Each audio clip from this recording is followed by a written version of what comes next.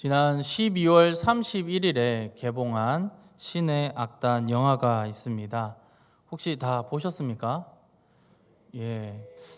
무슨 소리야? 예, 중고등부에서도 많이 본 것 같은데 저희 교역자들도 다 봤더라고요. 다 보고 저만 안 봐서 언제 봐야 되나 그렇게 고민하고 있다가 월요일에는 제가 일정이 있어서 잘 보지 못해서 급하게 우리 청년부에 번개 모임으로 영화 보러 갈 사람 했습니다. 한 명도 안 가면 어쩌나 그런 생각으로 조마조마했었는데 그래도 4-5명이 같이 함께 신의 악단 영화를 보았습니다. 저는 기독교 영화고 또 이런 영화는 되게 보름 정도면 막을 내립니다. 그래서 빨리 봐야겠다는 마음에 청년들이랑 함께 급하게 약속을 잡고 이 영화를 보았습니다. 그런데 지금도 계속 많은 사람들이 보면서 역주행이라고 하죠. 영화가 계속적으로 개봉을 하면서 지금은 55만 명이 그렇게 관람을 했다라고 기록이 되어 있습니다. 기독교 영화이지만 이 불신 관람객들에게도 감동을 받으면서 이 영화가 칭찬을 받고 그리고 많은 사람들에게 감동을 주고 있습니다. 저는 이 영화를 본 이유는 북한 교회가 어떤 식으로 복음이 전파되는지가 궁금했습니다. 이 영화의 대충 예고편을 보니까 제가 생각했던, 제가 잘 알고 있던 그런 복음 전파의 방법이 아니었기 때문입니다. 우리가 흔히들 북한 선교에 대해서 우리가 복음을 전하는 것을 많이 생각하는 게 라디오 전파입니다. 제주국동방송에 가시면 그 높은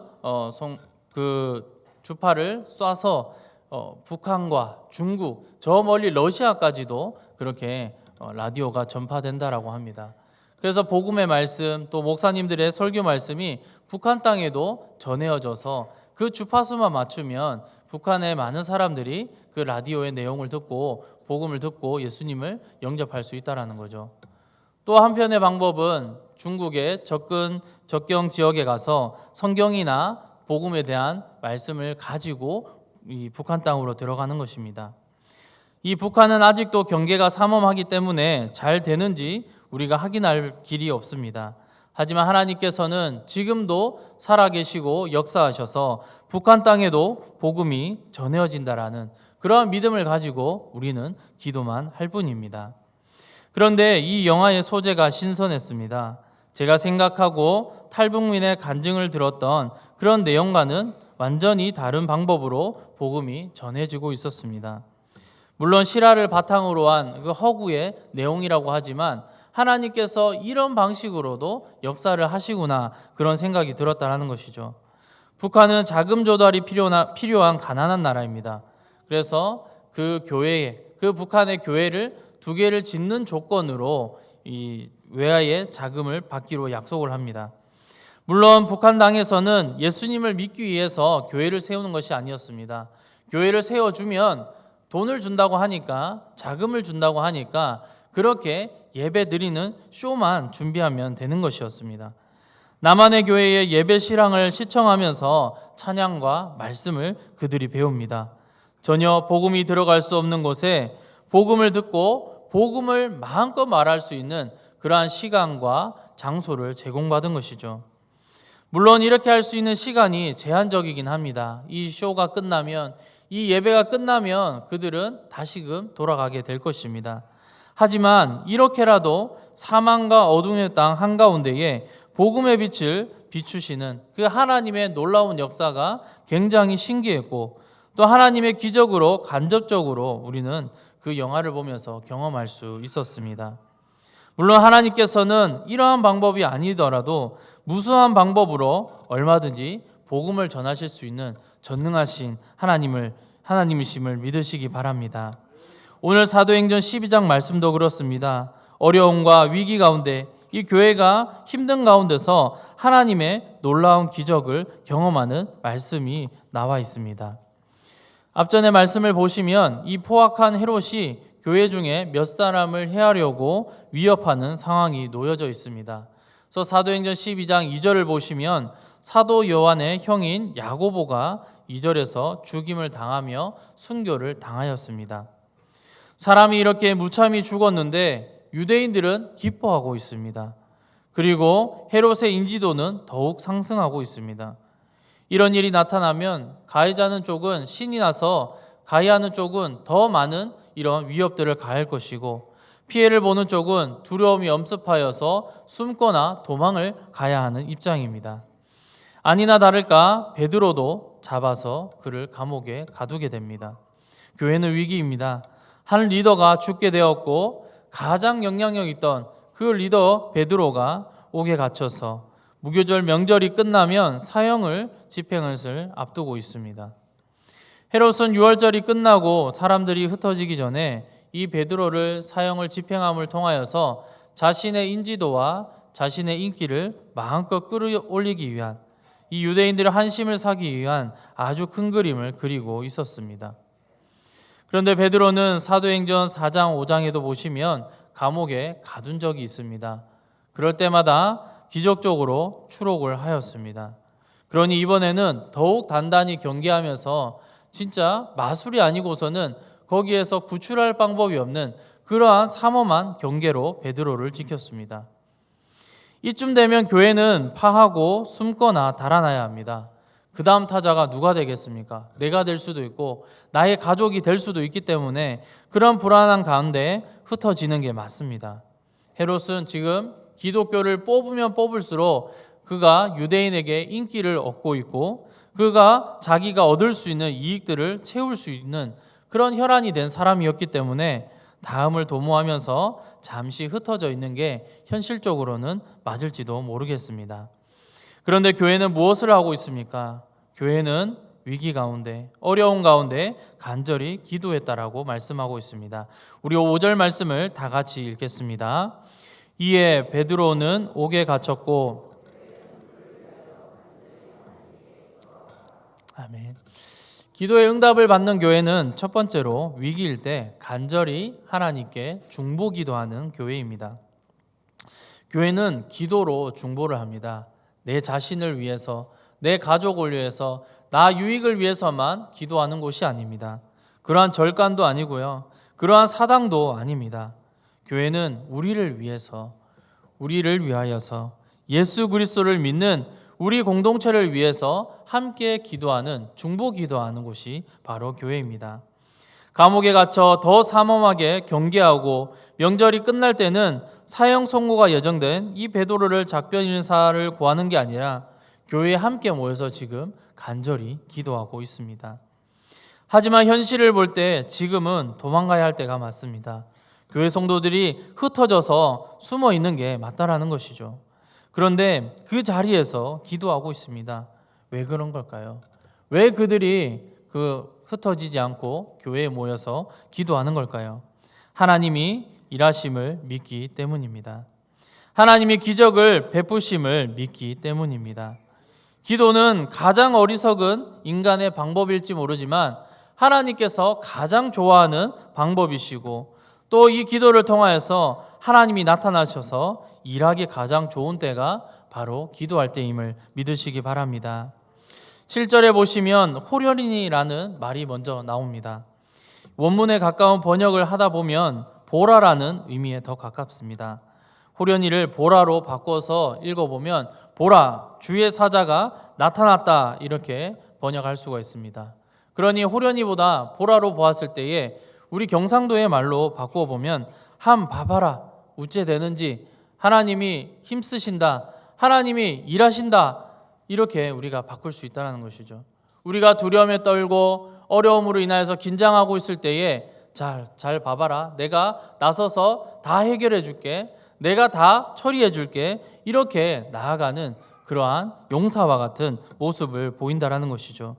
하나님이 움직이기 시작합니다. 하나님이 기도를 듣고 하나님께서 응답하셔서 주의 사자를 베드로에게 보내신 것이죠. 사랑하는 성도님 여러분, 우리가 어둠과 절망에 던져져 있을지라도 담대한 믿음을 가지고 어둠의 권세 잡은 자와 세상의 고난을 향해서 그래 함 봐봐라 우리가 어떻게 되는지, 너네가 아무리 쪼우고 너네가 아무리 우리를 비튼다고 할지라도 우리는 망하지 않아, 우리는 쓰러지지 않아, 그렇게 고백하는 우리 모두가 되시기를 간절히 소망합니다. 그 믿음을 가지고 우리가 하나님 앞에 기도할 때에 하나님은 나타나셔서 응답하시고 주의 사자를 보내시는 것이죠. 교회가 왜 약해지는 것입니까? 같이 함께 기도하지 않기 때문입니다. 어려움이 당면한 문제 속에서 기도하지 않고 내 뜻대로 내 마음대로 행할 수 있으니 그렇게 약해지고 있는 것이죠. 그리고 교회가 어려움을 당하고 있을 때는 나 몰라라 하고 교회를 떠나버립니다. 어려움이 있으면 나와 상관없습니다 하고 떠난다라는 것이죠. 교회의 문제는 우리의 문제입니다. 교회가 어려움을 당하고 있다면 우리는 함께 중보 기도해야 합니다. 교회는 오히려 위기에 더 강합니다. 하나님의 능력을 경험할 기회이며 찬스입니다. 우리는 그 기회와 찬스를 놓치지 마십시오. 교회 가운데에 위기 없는 교회, 어려움이 없는 교회 아무것도 없습니다. 그러한 교회는 아마 천상의 천국에 있을 것입니다. 교회 가도 별 수 없네, 교회 가도 왜 이렇게 어려움이 많아, 이렇게 말할 수 있지만 우리는 불완전하기 때문에, 인간은 불완전하기 때문에 어쩔 수 없이 우리는 불완전하고 위기에 놓일 수밖에 없습니다. 그러면 우리는 시기하고 질투하고 교회를 떠날 것이 아니라 그 자리에 엎드려 함께 기도하는 것입니다. 그때에 하나님께서 등장하시고 우리의 기도를 들으실 줄로 믿으시기를 바랍니다. 올해 교회 포원은 기도의 응답을 받는 교회입니다. 어쩌면 올 한 해 우리가 위기에 놓여 있는 상황에 있을 수도 있습니다.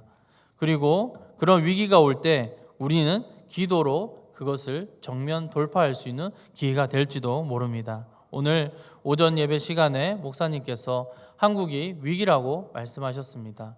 그러한 것을 볼 때에 우리 교회뿐만 아니라 한국을 생각했을 때에 경제적으로 또 여러 가지의 문제로 위기로 볼 수 있다는 것이죠. 우리가 위기이기 때문에 한국을 떠나고 한국을 비난할 것이 아니라 우리는 그 자리에서 함께 모여서 기도하는, 중보기도하는 그러한 성도가 되기를 간절히 소망합니다. 다음으로 기도의 응답을 받는 교회는 마음의 평안이 넘치는 교회입니다. 우리 7절 말씀을 다 같이 읽도록 하겠습니다. 호련히 주의 사자가 나타나매 옥중에 강채가 빛나며 또 베드로의 옆구리를 쳐 깨워 이르되 급히 일어나라 하니 쇠사슬이 그 손에서 벗어지더라. 오늘 본문에서 제일 재미있는 말씀입니다. 밖에서는 간절히 기도하며 베드로가 죽지 않고 옥에서 하루속히 나오기를 바라는 마음으로 기도하고 있습니다. 또 베드로는 이제 살 날이 몇 날 며칠 남지 않았습니다. 근데 베드로는 어떻게 하고 있나요? 아마 우리에게 사형 선고가 예정되어 있고 몇 날 며칠을 살지 못하는 그러한 사람이라면 우리가 잠을 잘 수 있겠습니까? 베드로는 잠을 자고 있다라고 말하고 있습니다. 마음이 불안하고 초조할 때 우리는 잠을 더 잘 잡니까? 아니면 마음의 평안이 넘치고 기분 좋은 날에 더 잠이 잘 올까요? 제가 예를 들어 보겠습니다. 일을 마치고 집에 와서 저녁을 먹으려고 하는데 직장 상사에게 전화가 옵니다. 회사에 다급한 일이 생겼으니 지금 처리해달라는 그런 긴급한 전화였습니다. 그런데 일 처리가 잘 안 되어서 상사가 마지막에 문자를 보냅니다. 권대리, 내일 출근해서 봅시다. 그러면 그 문자를 받고 잠을 자려고 할 때 잠이 잘 올까요? 일을 마치고 가족들과 근사한 식당에서 맛있게 저녁 식사를 하고 카페에 들려서 이런저런 얘기 나누다가 집에 들어와서 씻고 침대에 누웠습니다. 잠이 잘 오겠습니까? 예, 꿀잠 자겠죠. 대충 이런 예시만 봐도 어떤 줄 아시겠습니까? 베드로는 너 이제 죽었어. 너 이제 그냥 아주 내가 어떻게 해버릴 거니까 몇 날 며칠만 기다려봐. 이 명절만 끝나면 너의 목숨은 내가 가져갈 거야. 이런 헤롯의 협박과 병사들의 조롱을 들었을 겁니다. 이 소식을, 이 이야기를 들었을 때에 그의 머릿속에 계속 헤롯의 말과 병사들의 조롱이 맴돌았을 겁니다. 그리고 주위를 둘러보십시오. 베드로 옆에는 아무도 내 편이 없습니다. 그런데 베드로가 지금 잠을 자고 있습니다. 선잠을 잔 것도 아닙니다. 피곤해서 졸려서 잔 게 아니라는 것이죠. 주의 사자가 옆구리를 쳐야 할 정도로 아주 깊은 잠을 자고 있던 것입니다. 저도 잠을 잘 자는 사람입니다. 저에게 베개만 갖다 주시면 저는 이 강대상에서도 바로 누워서 잘 수가 있습니다. 그래도 마음이 불안한 마음이 있을 때는 밤잠을 설칠 때가 있습니다. 잠을 잘 자는 사람이라도 베드로와 같은 이런 상황에 놓이면 잠이 오겠습니까? 내 가족을 생각했을 때, 우리 교회를 생각했을 때, 또 여러 모든 관계와 모임들을 생각했을 때에 내가 이 세상에서 없으면 어떻게 될까? 그러한 염려 때문에 잠을 잘 수가 없을 것입니다. 그런데 이 상황 가운데 베드로가 잠을 잤다는 것은 굉장한 신앙을 보여주는 대목입니다. 베드로가 원래 신앙이 좋아서 그렇게 했던 것일까요? 아닙니다. 베드로는 예수님께서 겟세마네 동산에서 로마의 군사들에게 붙잡혀 갈 때에 그는 3번이나 모른다라고 부인하며 달아났던 사람입니다. 사람들이 자신을 알아볼까 봐 꽁꽁 숨었던 그런 겁 많은 사람이었다는 것이죠. 원래부터 믿음이 좋았다면 예수님이 잡혀가시는 날도 밤잠을 잘 자고 그 다음날 새벽에 공의에 참석해서 증인으로 나서서 예수님을 변론해야 했을 겁니다. 그리고 예수님을 따라 수지자라는 칭호를 얻었기 때문에 그에 걸맞는 역할을 했어야 했습니다. 그런데 그때의 베드로의 믿음은 약했습니다. 하지만 베드로는 예수님께서 부활하신 것을 직접 목격하고 그분을 위해 살기로 결단을 하였습니다. 그랬더니 마음의 평안을 찾게 되었고 지금과 같은 이런 어려움과 위기 속에서도 그 평안한 가운데 잠을 이룰 수 있었다라는 것이죠. 베드로는 언제라도 처형당할 수 있는 그런 절박한 상황이었지만 나의 생명은 헤롯이 아니라 하나님께 속하였기 때문에 하나님의 주권 아래에 있기 때문에 나는 오늘도 밤잠을 잘 수 있었던 것입니다. 베드로도 이렇게 믿음이 성장하고 성숙했다는 증거를 오늘 말씀에서 보여주고 있습니다. 사실 여기서 중요한 것은 베드로의 탈옥입니다. 그의 의지와는 상관없이 하나님께서 철저하게 인도하셨다는 게 더 집중을 해야 됩니다. 마음이 불안한 사람이면 지금 여기서 내가 나갔다가 다시 도로 잡혀가서 죽는 건 아닐까? 천사가 깨워서 비몽사몽 아니지만 내가 그렇게 걸어가다 보면 불안한 마음 때문에 다시 돌아가는 사람들도 있다라는 것이죠. 그래서 저는 안 갈래요. 저는 여기 있는 게 낫겠습니다. 어차피 나가봤자 또 다시 붙잡혀 올 텐데 저는 나가지 않겠습니다 하면서 감옥 문을 닫을 수도 있는 상황일 수 있습니다. 저는 운동을 좋아해서 많이 다칩니다. 인대를 많이 다치는데요. 발목이며 무릎이며 여러 허리며 많이 다칠 때가 많습니다. 그러면 이제 물리치료를 받게 되는데요. 침을 맞거나 물리치료 받는 게 가끔은 고통스러울 때가 있습니다. 그래도 낫기 위해서 해야 되는 것이니 당연히 그러한 것들을 참고 또 치료를 잘 받습니다. 그런데 제 아들은 겁이 좀 많습니다. 그런 아들을 데리고 치과를 여러 번 다녔습니다. 옆에서 보조하는 제가 더 진이 빠져가지고 그날 너무 힘들게 집에 돌아온 적도 있습니다. 이게 무슨 말일까요? 우리가 때로는 고난을 참고 견디며 인내해야 되는 때가 있습니다. 하나님의 도우심을 받아야 하는데 너무 힘들고 무서우니까 그 하나님의 도우심조차도 우리는 힘들게 느껴질 때가 있다는 것이죠. 불안에 떨면서 우리는 하나님의 도우심을 구하고 있지 않는가 그런 생각을 해보게 됩니다. 하지만 베드로는 담대하게 평안한 마음으로 하나님의 구원을 기다리고 있습니다. 베드로가 감옥에서 단잠을 자고 있었을 뿐이지만 단잠을 자며 평안 가운데 있었을 뿐이지만 주의 사자가 옆구리를 쳐서 깨워서 그가 도망갈 수 있는 곳까지 도우셨다는 것을 오늘 말씀을 통해서 우리가 알 수 있습니다. 사랑하는 성도님 여러분, 우리가 기도의 응답이 많아지면 내 마음의 두려움이 사라지고 담대하고 평안을 얻습니다. 기도를 많이 합니다. 저는 기도의 응답을 많이 받았습니다. 그런데 그렇게 말하고 나서 그 다음날에 또 두려워하고 불안해하면서 또 다른 사람들에 대한 그런 말 때문에 힘들고 어려워하며 살아간다면 그 수많은 기도 응답이 이루어진 것이 무슨 소용이 있겠습니까? 기도 응답이 많이 이루어졌을 때에 우리의 마음의 두려움이 사라지고 그 담대함이 우리 안에 있어야 될 줄로 믿습니다. 신앙이라는 것은 아무것도 이루어지지 않았지만 마음의 평안함이 있어야 되는 게 그게 복입니다. 우리 사역자들 보십시오. 전도사 때부터 지금 목사에 이르기까지 해놓은 게 아무것도 없습니다. 저희가 받은 사례가 많지도 않기 때문에 어떠한 것을 이룬 것도 없습니다. 그런데 보면요, 저희들의 얼굴이 제일 좋고 저희들의 얼굴에 마음이 평안이 넘칠 때가 많이 있습니다.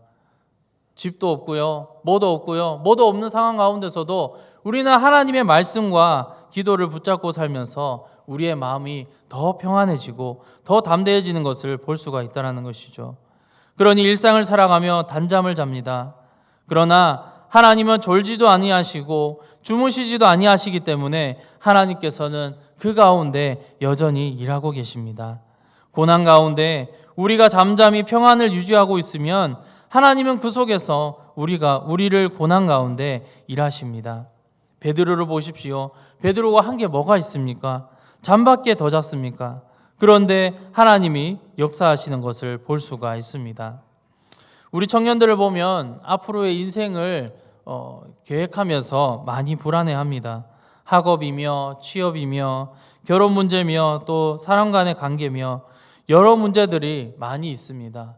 그러한 것들을 나누고 이야기할 때에 제가 볼 때는 다 지나가는데 그 시간이 지나고 나면 별거 아니었다라고 볼 수 있는 그러한 문제들이지만 그들은 여전히 하루하루가 불안하고 현실에 두려워하고 있습니다.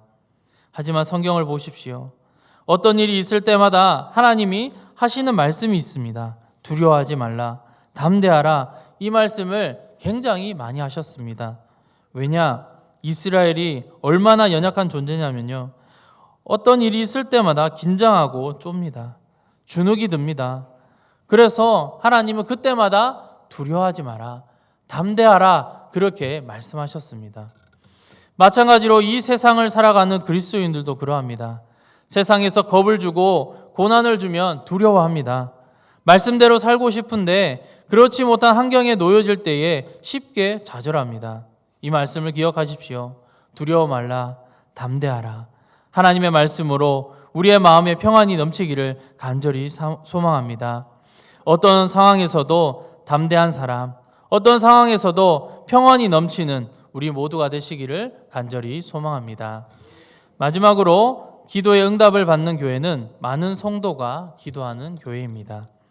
베드로가 정신을 차려서 그가 달려간 곳은 집이 아니었습니다. 기도하는 교회였습니다. 우리 12절 말씀을 다 같이 읽겠습니다. 깨닫고 마가라 하는 요한의 어머니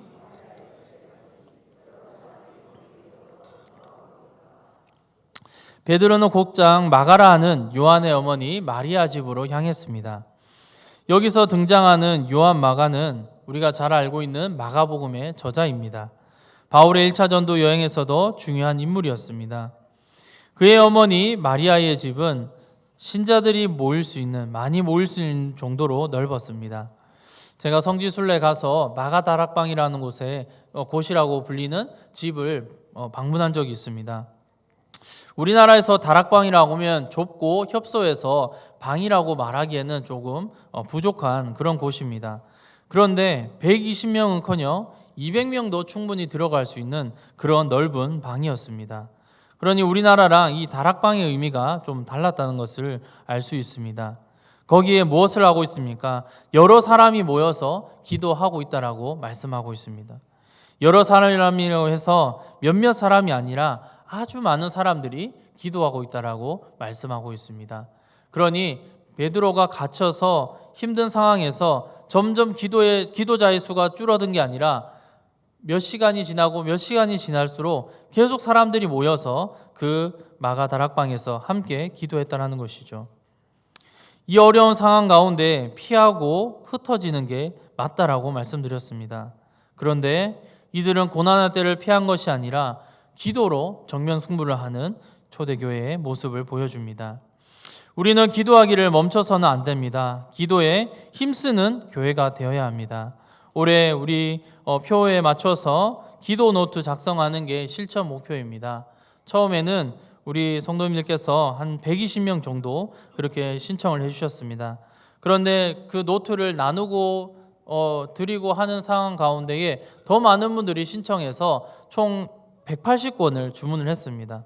그런데 또 하는 걸 보니까 나도 하고 싶다는 마음이 드셨는지 60권을 더 추가로 주문을 해서 총 240권을 우리가 주문해서 기도 노트를 받아갔습니다. 240명이 기도 노트를 쓰겠다라는 것이겠죠.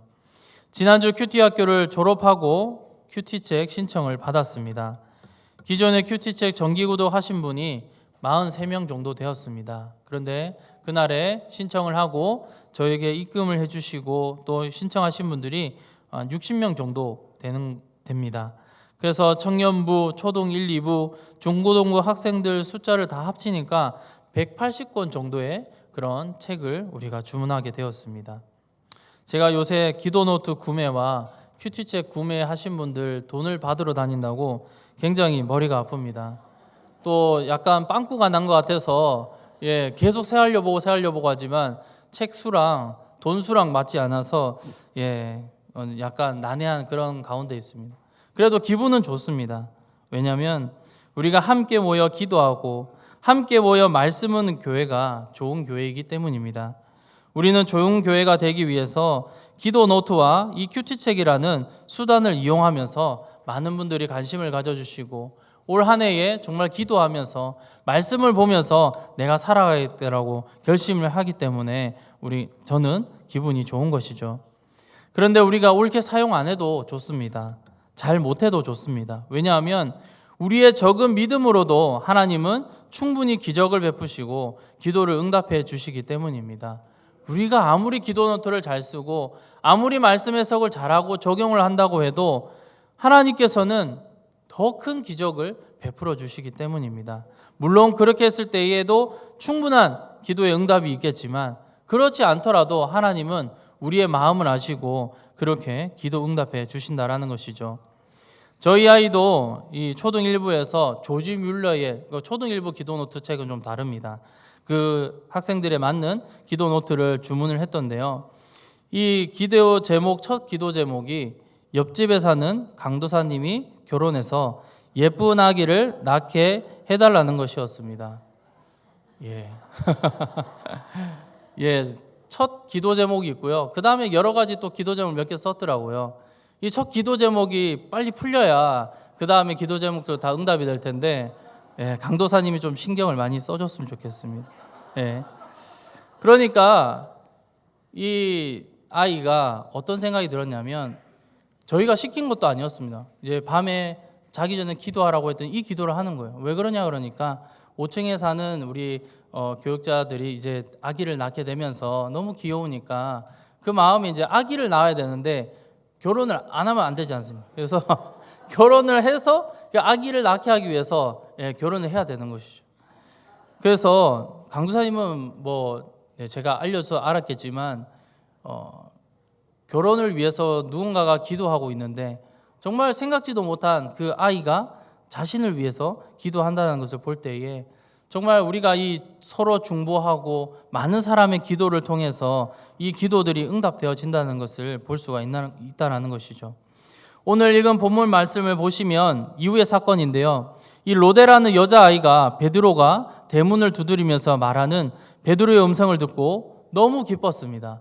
문 열어주고 가서 이제 베드로를 데리고 사람들에게 보여줘야 되는데 잠시만 기다리세요 하고 후다닥 가서 기도하는 사람들에게 베드로가 왔다라고 얘기를 하는 거예요. 그랬더니 사람들이 어땠을까요?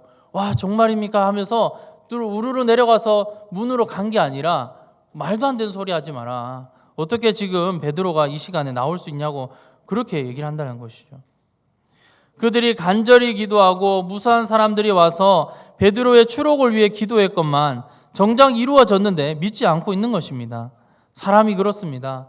기도가 내 뜻대로 이루어져야 기도 응답이라고 믿는 것이죠. 요새 저희 청년부가 잘 모이고 있습니다. 작년에는 분위기가 좋았는데 사람 수가 많지 않아서 제 마음 한켠에는 좀 마음에 무거움이 있었습니다. 애써 아닌 척했지만 속에는 부담감이 있었던 것 같습니다. 작년에 이제 청년부를 제가 부임하면서 맡게 되었을 때에 한 20명 정도의 그런 청년들과 함께 신앙생활을 하고 싶다라고 그렇게 다짐을 하고 기도를 했습니다. 근데 1년간 정말 잘 이루어지지 않더라고요. 그런데 올해 1월 평균이 20명이 넘었습니다. 점차 늘어난 것도 아니고요. 갑자기 늘었습니다. 한 번이고 말겠지 그렇게 생각을 했는데 1월 3주 연속 20명이 넘는 청년들이 함께 와서 예배를 드리고 있습니다.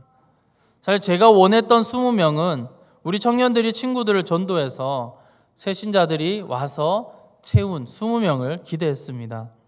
그런데 이 20명이 어떻게 20명이 되었느냐? 올해부터 30대 청년들도 청년부 예배에서 함께 예배드리게 되었습니다.